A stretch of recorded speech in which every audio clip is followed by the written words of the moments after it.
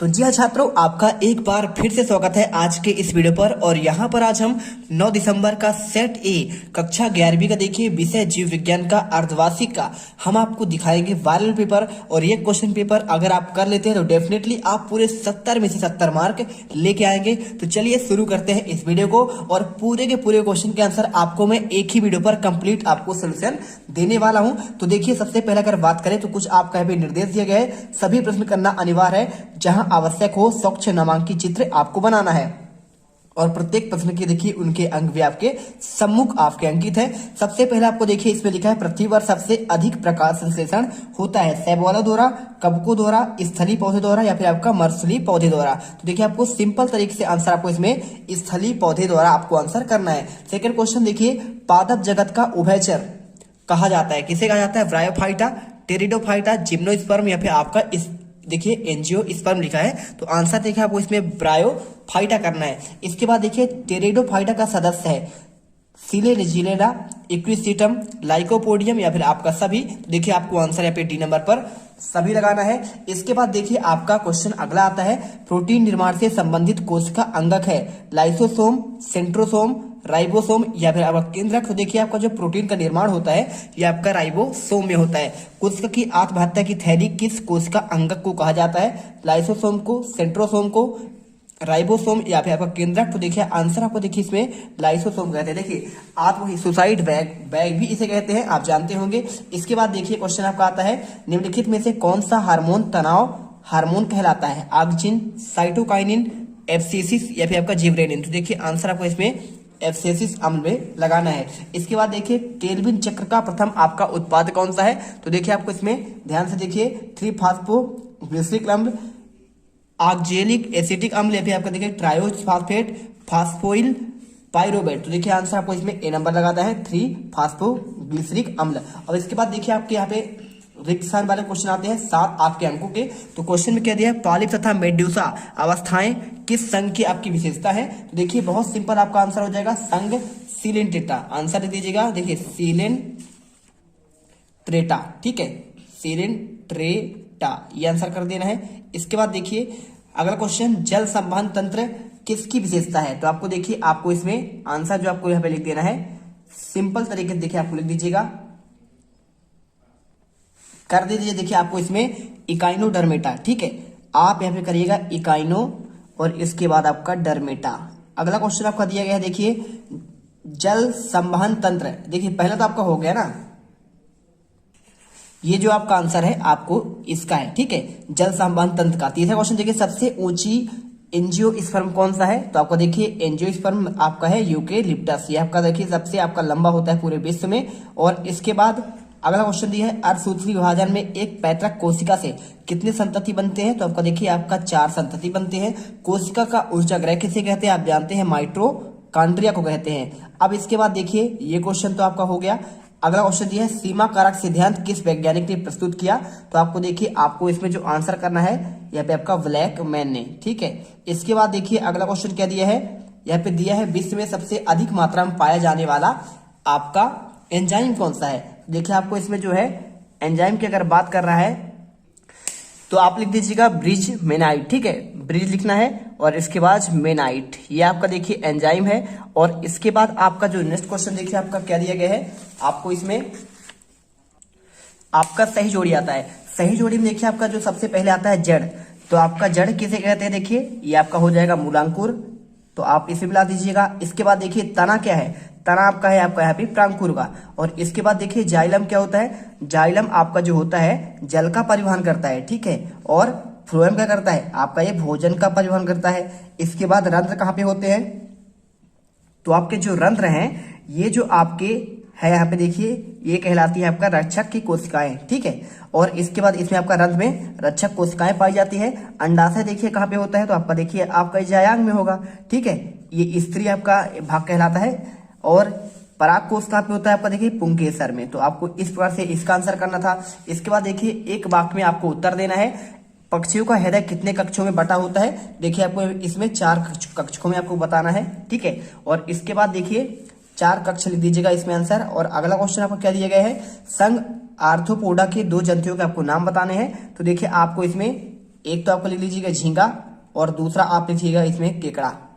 ठीक, ये हो जाएगा। इसके बाद देखिए नेक्स्ट क्वेश्चन, अर्धसूत्री विभाजन की किस अवस्था में टेट्राड का निर्माण होता है? देखिए आपका यहाँ पे होता है प्रोफेज फर्स्ट की अवस्था में। ठीक है, प्रोफेज फर्स्ट करना है। इसके बाद एक पायरुविक अम्ल में कितने कार्बन परमाणु होते हैं? तो आपको देखिए इसमें आपका 3 कार्बन परमाणु होते हैं, तो 3 कार्बन आपको कर देना है, लिखना है आंसर। और इसके बाद कार्बोहाइड्रेट के शोषण गुणांक का मान कितना होता है? देखिए आपको इसमें आपका जो इसका आंसर होगा शोषण गुणांक की बात कर रहा है, तो देखिए आप इसमें आंसर जो है 1 पॉइंट आपको 0 करना है। ठीक है, आपका ये दर होता है। और इसके बाद देखिए गैसीय अवस्था में मिलने वाले पादप हार्मोन का नाम क्या है? अब देखिए इसमें आपका कई हार्मोन होते हैं। एक तो आपका होता है ऑक्जिन होता है। ठीक है, ऑक्जिन के साथ आपका होता है जिबरेलिन होता है, और जिबरेलिन के साथ यहाँ पे आपका जो है एफसीसी भी होता है। तो आपको जो अच्छा लगे देखिए एफसीसिस। ठीक है, तो यहाँ पे ये आपके सभी आपके अम्ल होते हैं जो कौन सी अवस्था में होती है? आपका गैसीय अवस्था में मिलने वाले पादप हार्मोन है। क्रांच रचना किन पौधे पत्तियों में पाई जाती है? देखिए आपका C4 आपका एक पौधा होता है, वहां पे आपको जो है ये पौधे की पत्तियों में पाया जाता है। ठीक है, इसके बाद देखिए आवृत बीजी पौधे के 2 लक्षण आपको पूछा गया है, और साथ में अनामक बीजी के आपको 2 लक्षण पूछा गया है। अगर मैं देखिए इनके लक्षण की बात करूं तो आप देखिए सिंपल तरीके से मेरे पास यहाँ पे आपका ये देखिए आपका तो देखिए लक्षण आपको कैसे लिखने हैं, आपको यहाँ पे क्वेश्चन बैंक से आपको मैं आंसर दे रहा हूं। पहला तो आपको देखिए आप अनावृत बीजी है, और ये आपका देखिए अंतर दिया है, तो इन्हीं में से आप यहाँ पे ले सकते हैं। देखिए पहला तो आपका जो होता है इसमें बीजांड अंडाशय के अभाव में खुले और नग्न होते हैं, अतः बीज भी खुले होते हैं क्योंकि इनमें फल नहीं बनते।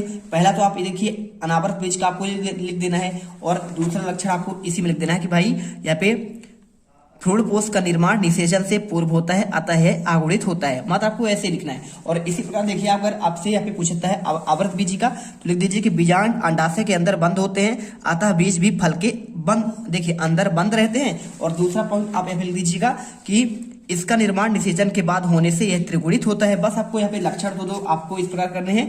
और देखिए विषम बीजाणुता से आपका क्या है, ये क्वेश्चन पूछा गया है। और अगर मैं इसके आंसर की बात करूं देखिए तो आपको यहाँ पे आपका ये क्वेश्चन दिया अथवा का देखिए शैवालों के आपके 2 प्रमुख लक्षण, तो देखिए आपको यहाँ पे शैवालों के आपके 2 प्रमुख लक्षण आपको इस प्रकार से लिख देना है। इनकी काई संरचना काफी विविध होती है, और ये एक बहुकोशिकीय तथा दोनों प्रकार के होते हैं। बहुकोशिकीय शैवाल भी मंडलीय तंतुबद्ध नलिका या फिर मृदुकाय वाले होते हैं। इनका शरीर थैलाइड में होता है, और सभी शैवालों में प्रकाश संश्लेषी वर्णक पाए जाते हैं। तीसरा ले सकते हैं लवकों की सतह पर अथवा अंतः स्थापित प्रोटीन निर्मित संरचनाएं होती है जिसे पायरोनाइड कहते हैं। इसके बाद देखिए आपका जो अगला क्वेश्चन है इसमें क्या दिया गया है, क्वेश्चन आपका देखिए आपका 7वां दिया है, पर्ण विन्यास किसे कहते हैं? और इसी के साथ देखिए पौधों की पत्तियों में आपका जो पूछा गया है यहाँ पे सिरा विन्यास। ठीक है, तो सिरा विन्यास आपका ये सारे क्वेश्चन पूछे गए हैं। तो अगर मैं इस पर्ण विन्यास की बात करूं तो आपको देखिए पर्ण विन्यास के बारे में आपको यहाँ पे ये मिल जाएगा। तो आप देखिए इसका आंसर आप लिख दीजिएगा, ये देखिए तने के ऊपर पत्तियों की व्यवस्था के क्रम को पर्णविन्यास कहते हैं। प्रत्येक पौधे की पत्तियां अपने तने के ऊपर एक निश्चित क्रम में आपका व्यवस्थित रहता है। तो आपको इस प्रकार से देखिए आपको इसका आंसर करना है।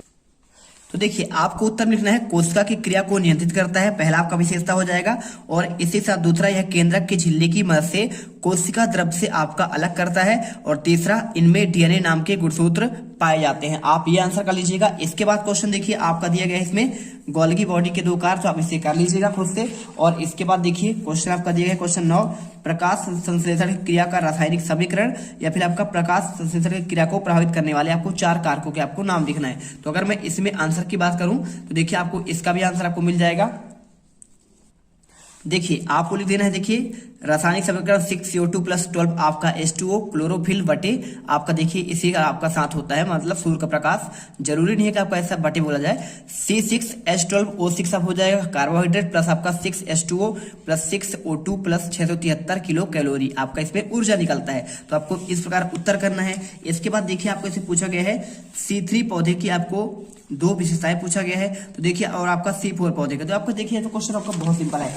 अगर आप ये बनता है आपसे देखिए आपको इसमें 5 आपके जैसे आपके अंतर दिए गए हैं, तो इनमें से आपको विशेषता कैसे कर सकते हैं। 2 विशेषता आप इसी ले सकते हैं भाई साहब, ये पौधे के समान वातावरण के लिए अनुकूलित होते हैं। दूसरा विशेषता, इनके लिए उपयुक्त तापमान 10 से 25 डिग्री होता है। और तीसरा कर सकते हैं, केल्विन चक्र में पर्ण मध्यानुपात आपका होता है। तो आपको ये एक साइड का आप लिख देंगे तो आपका इसका विशेषता ही कहला जाएगा। और यहाँ पे दिया है C4 पौधे की 2 विशेषता, तो आप देखिए इधर लिख दीजिए, ये पौधे तीव्र प्रकाश और उच्च तापक्रम और कम जल की उपस्थिति में रहने वाले अनुकूलित होते हैं और इनके लिए उचित तापमान 3 से 40 डिग्री होता है और ये केल्विन चक्र मंडल में आपका छाद होते हैं। इस प्रकार आपको आंसर करना है। अब देखिए द्विबीजपत्री पौधे के 2 विशेषताएं पूछा गया है, या फिर आपका द्वितीयक वृद्धि किसे कहते हैं। अगर मैं इनकी आंसर की बात करूं तो देखिए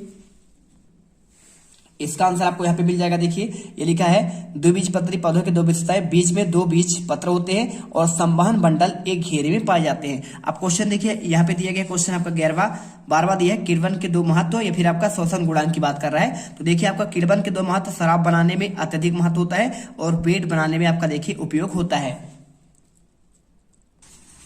इसके बाद देखिए आपका नेक्स्ट क्वेश्चन देखते हैं, आपका क्वेश्चन नंबर आपका 13वां। तो 13वें क्वेश्चन में देखिए आपको यहाँ पे क्या दिया गया है। क्वेश्चन में आपका दिया है देखिए पिसीज वर्ग के आपके 3 प्रमुख लक्षण दिया है, ठीक है। स्तनधारी वर्ग के आपका 3 लक्षण, या फिर आपका देखिए यहाँ पे पिसीज वर्ग की बात कर रहा है। तो देखिए इसका आंसर आपको ये मिल जाएगा। देखिए पिसीज वर्ग के 3 लक्षण, ये अनियमित तापी शीत रुधिर आपकी जलीय जंतु है। इनमें जोड़ेदार भुजाएं न होकर पानी में तैरने वाले जोड़ेदार पंख पाए जाते हैं। इनका हृदय आलिंद और निलय में बटा होता है। साथ में इनका शरीर पार्श्व में चपटा और सल्कों से ढका होता है। फेफड़े मछलियों को छोड़कर सभी गिल द्वारा आपका श्वसन होता है। तो आप इनमें देखिए कोई आपका 3 लक्षण करना है। इसी साथ देखिए आपका स्तनधारी की बात कर रहा है। तो स्तनधारी देखिए शरीर पर बालों की उपस्थिति होती है, बाह्य कर्ण का उपस्थित होना, हृदय का आपका 4 कोष्ठ में बटा होना, आरबीसी में केंद्रक न होना और देखिए स्तन ग्रंथियों को पाए जाना, ये नियत तापी होते हैं। आपको ये देखिए बहुत सारे, लेकिन लगभग इसमें आपको मात्र 3 ही करने हैं। प्रोकैरियोटिक और आपका देखिए यूकैरियोटिक में आपको 3 अंतर पूछा गया है। देखिए प्रोकैरियोटिक और आपका यूकैरियोटिक कोशिका में आपको 3 अंतर आपको लिखना है, जैसा कि आपको क्वेश्चन इसमें आपका दिया गया है। तो अगर मैं इसके आंसर की बात करूं, देखिए आप पहले लिख दीजिए कि इनके केंद्रक के चारों ओर केंद्र की झिल्ली नहीं पाई जाती है, जबकि देखिए इनके केंद्रक के चारों तरफ आपका कोष की झिल्ली पाई जाती है और यह केवल केंद्र की अम्लों की एक श्रृंखला के रूप में पाया जाता है। गुणसूत्र की बात कर रहा है और केंद्र की अम्लों और प्रोटीन को व्यवस्थित रचना के रूप में होता है। और कोशिकांग देखिए इनमें विकसित कोशिकांग जैसे माइटोकॉन्ड्रिया, लवक, एंडोप्लाज्मिक रेटिकुलम, गोल्गी काय, लाइसोसोम इत्यादि आपके नहीं पाए जाते हैं और ये सभी देखिए इनमें यूकैरियोटिक में पाए जाते हैं। इसके साथ देखिए आपका जो राइबोसोम होता है अपेक्षाकृत छोटे होते हैं, 70s साइज के होते हैं और ये आपके 80 साइज के होते हैं। अब इसके बाद देखिए पादप कोशिका, आपको जंतु कोशिका में इसमें अंतर पूछा गया है। तो अगर इसकी आंसर की बात करें हम देखिए तो आपको आंसर ये मिल जाएगा। पौधे की कोशिकाओं के चारों तरफ आपकी कोशिका भित्ति पाई जाती है। इसमें देखिए पादप कोशिका में, जंतु कोशिका में आपका ये भित्ति नहीं पाई जाती है। हरित लवक देखिए पौधे की कोशिका में हरित लवक तथा वर्णक पाए जाते हैं, जबकि इनकी कोशिकाओं में दोनों का ही अभाव होता है, यानी दोनों नहीं पाए जाते, ना हरित लवक और ना ही आपका वर्णक। लाइसोसोम देखिए पादप कोशिका में लाइसोसोम नहीं पाए जाते हैं, जबकि इनमें लाइसोसोम आपके पाए जाते हैं। सेंट्रोसोम की बात करें, देखिए पादप कोशिका में प्राय सेंट्रोसोम नहीं पाया जाता है, इनमें सेंट्रोसोम आपका पाया जाता है। इसके साथ देखिए रिक्तिका इनमें बड़ी होती है और इनमें आपका छोटी होती है। इसके बाद देखिए यहाँ पे क्वेश्चन आपका 16 नंबर लिखा है, दीप्तकालिका किसे कहते हैं और यहाँ पे बीज प्रसुप्ति किसे कहते हैं, इसके 2 कारण। और साथ देखिए हृदय पेशी और आपका तंत्रिका पेशी की रचना का नामांकित चित्र भी पूछा गया है। तो देखिए आपको ये आंसर मिल जाएगा, ठीक है। तो आपको देखिए दीप्तिकालिका क्या लिखना है आपको इसमें, देखिए दीप्तिकालिका पत्तियों के फाइटोक्रोमिक वर्णक की भूमिका रहती है, जो लाल तरंगदैर्घ्य के प्रकाश को शोषित करता है। तो आपको इस प्रकार से पूरा आंसर आपको करना है। अब देखिए यहाँ पे परिवर्तन सूत्र PR और PFR होते हैं, आपको ये पूरा आंसर लिखना है। और देखिए आपका इसमें अल्प दीप्ति और दीर्घ दीप्तिकाल भी लिखा है, लेकिन आपको यहाँ तक ही आंसर करना है, क्योंकि आपको इसमें सिर्फ आपको दीप्तिकालिका किसे कहते हैं इसके महत्व की बात की जा रही है। इसके बाद देखिए आपको जो क्वेश्चन दिया गया है इसमें हृदय पेशी की रचना, आपका नामांकित चित्र और आपका तंत्रिका कोशिका।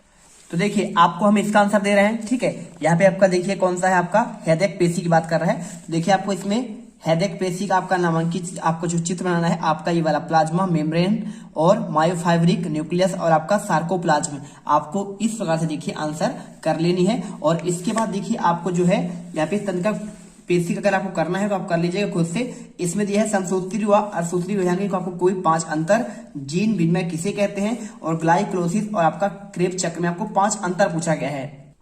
देखिए आपका तंत्रिका पेशी का अगर बात करें तो आपका देखिए ये तंत्रिका कोशिका, ये फिर तंत्रिका पेशी आपका सेम है।